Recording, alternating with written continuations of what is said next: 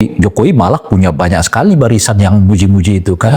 Ada namanya Pro Jokowi, ada namanya Jokowi Mania, ya. Belum lagi ini, belum itu, banyak sekali. Buzzer-buzzernya. Nah, iya, mungkin buzzer-buzzernya kita kecualikan dulu karena itu kan spesialis media RAM ya, gitu. Nah, jadi yang muji-muji itu ya, yang organisasi kita sebut. Termasuk yang sekarang mendorong supaya dia menjadi ketum PSI ya? Iya, dan macam-macam gitu. Termasuk di dalamnya banyak partai-partai dan dengan segala macam atribut lah diberikan ya, persis seperti misalnya partai-partai itu memberi atribut kepada Pak Harto sebagai bapak pembangunan gitu kira-kira. Nah, sekarang ada yang menyebutnya Pak Jokowi itu adalah sebaik-baik presiden dalam sepanjang sejarah Indonesia gitu, seperti kemarin disebutkan oleh Bung Ade Armando Gibran itu adalah sebaik-baik wakil presiden sepanjang sejarah Indonesia. Itu sudah sangat lazim dalam tradisi politik Indonesia, puji-pujian yang berlebihan itu gitu ya. Ada yang terpesona dengan puji-pujian itu, ada yang merasa bahwa itu berlebihan gitu. Saya kira dalam rentang kepemimpinan kita secara umum ya, mungkin orang seperti Soekarno lebih rasional menerima pujian gitu. Lalu saya kira Pak Habibie juga adalah orang yang lebih rasional menerima pujian. Bahkan sepanjang pemerintahan Habibie itu lebih banyak caciannya ya, ketimbang pujiannya gitu ya. Lalu di eranya Gus Dur juga saya kira beliau rasional. Di eranya Mega sama juga, lebih banyak mungkin macam caciannya gitu ya. Nah, di era Pak SBY itu yang kelihatan agak agak netral lah.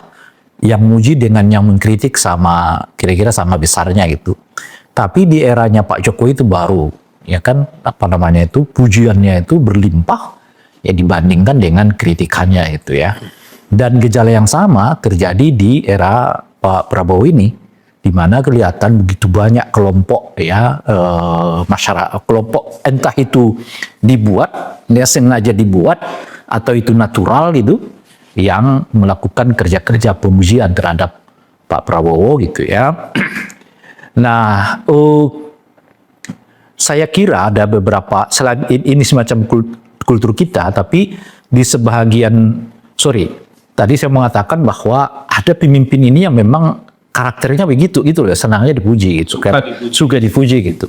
Nah, saya kira dengan macam metode, kalau misalnya Pak Jokowi itu senang dipuji tapi dengan cara ada yang ngejek-ngejek dia dulu, kira-kira gitu loh. Kan? Playing victim. Ya, itulah kan orang bilang sekarang playing victim gitu ya. Tapi setelah itu baru ini gitu. Kalau Pak Prabowo ini bacaan saya ya, orang yang lebih terbuka, yang memang pinginnya langsung dipuji gitu lah. Gitu. Nah, itu tercermin, dia juga memuji secara terbuka ya. Itu yang saya maksudkan. Itu tercermin dari bahasa pidatonya itu yang selalu tinggi. Ya kan, kita kejar koruptor sampai ke Antartika. Kita nggak butuh investor asing, ya kan, apalagi ya kan ekonomi nasional apa macam-macam gitu. Jadi saya tidak takut korupsi gitu ya, dan sebagainya gitu. Nah, pidato-pidato yang tinggi itu mungkin terbaca oleh beberapa orang atau banyak orang bahwa salah satu cara pintu masuk ke Pak Prabowo itu adalah jangan pernah bercerita tentang kelemahan dirinya gitu loh Pak.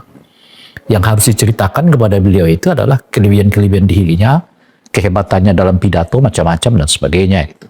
Nah, itulah yang kelihatan membuat banyak orang yang lalu hiperbolis ya, mengungkapkan kata-kata yang begitu luar biasa kepada Pak Prabowo. Apalagi ditampilkan oleh survei sampai tingkat kepuasan 82, sekian% gitu ya kan. Itu luar biasa itu ya oleh hasil dari survei itu gitu.